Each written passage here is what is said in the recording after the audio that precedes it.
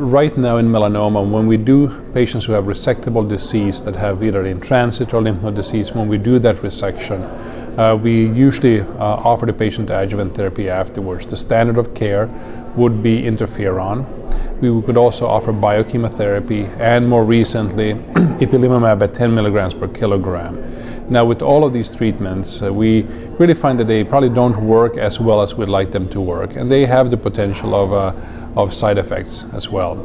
So really, we need to find a different approach to try to activate the immune system, and really the neoadjuvant approach lends itself to that for several reasons. First of all, by doing a neoadjuvant treatment, we really have the tumor still in situ in place, and we can then follow the tumor to see if we're able to have an effect on the tumor before we do surgery. Secondly, we can also do biopsies before we initiate the treatment and during the treatment, and this really allows us then to determine the changes in the tumor that can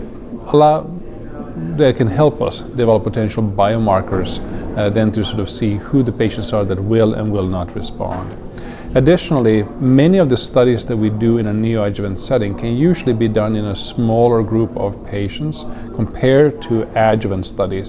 And the reason being is that we have a more direct readout from this, and we have tumors still in place, so we can follow these patients a bit easier. So I think that really it's from a time perspective, from a understanding the disease perspective, and also understanding what may or may not work. I think the neoadjuvant approach in patients that have in-transit disease and palpable lymph node disease will be beneficial.